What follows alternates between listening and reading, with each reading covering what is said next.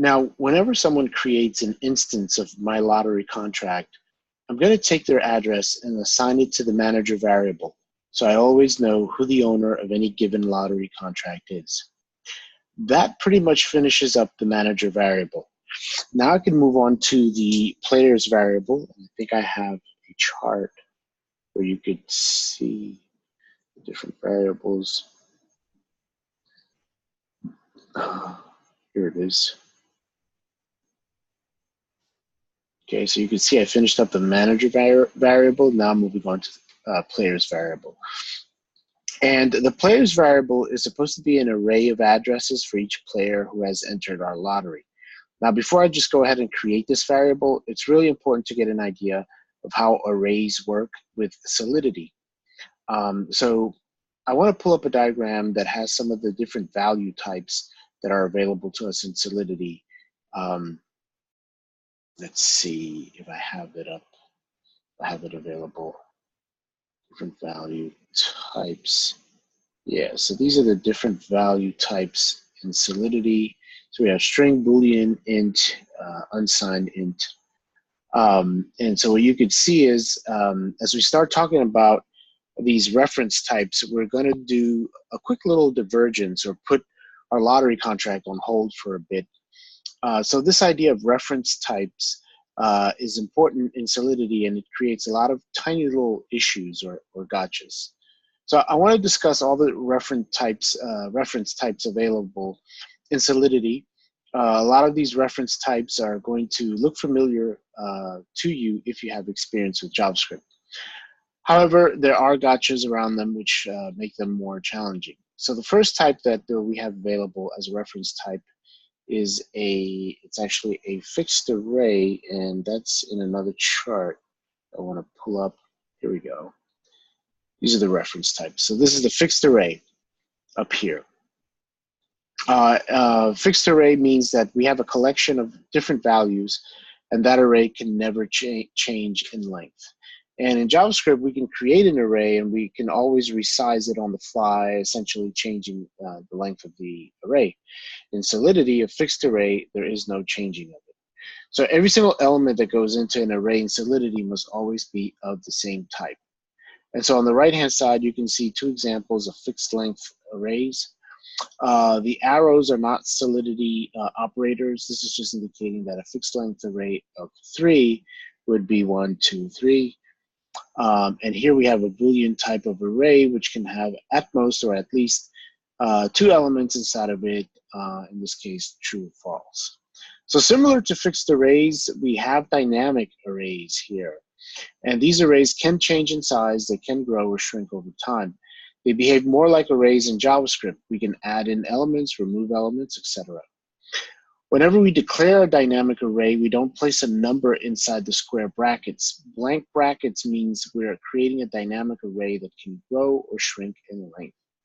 For my project, chances are I'm going to use a dynamic array because I want to allow as many people as possible to enter into the lottery. So let's talk more about arrays, and I'm going to save a mapping and struct for the next video. So I put together a code snippet, which should be available somewhere over here, okay? And the goal of this code snippet is to give you an idea of how to work with arrays in Solidity. So this is my test contract, and it has a dynamic array of unsigned integers. I'm trying to highlight it. Unsigned integers, and they're called my array. Okay, so inside the constructor function, inside of here, for this contract, you will see that I have a method called push, and it behaves just the same way it does in JavaScript. So we can push in new elements that causes the array to grow in length. So we can retrieve the length of an array or reference the .length property on it, as we could see here. And we can access elements in an array, and they are also 0 indexed in Solidity, as you can see there. So we can pass in 0 or reference 0. So whenever we mark a variable as public, right, we get a new function available. So the behavior of arrays in Solidity is slightly different than what you might expect. What I'll do here is, let's see, so I have test. What I can do, wait a minute, go to run, there we go. I will click on deploy to create the contract. And then, so let me just go ahead and do that. So, oh wait, should have this JavaScript up there. Click deploy. And if I want, I can get the first element, and that retrieves, that should retrieve 1 because I pushed 1 inside the constructor function. So send transaction failed, invalid address you're using. Please check. Oh, let's try this again. See if that passed. Creation of test pending. There we go. Yeah, this worked. Okay. I think actually it both worked. Okay, so let's say I want to get the first element in the array to retrieve that 1 because so what it does is, let's see, get first element, right? And so you see 1 because I pushed 1 inside the constructor function, right? And whenever we have an array in Solidity, the function that gets generated does not return the entire array. So instead, it always accepts 1 argument, and that is the index of the element we want to retrieve in the array. So you can always write a function that's going to return the entire array. And in fact, I can do that now. I'll do is function, call it get my array, and public new returns uint, the brackets, and return my array, right? Now I'm going to redeploy my contract. So I'll go ahead, redeploy it.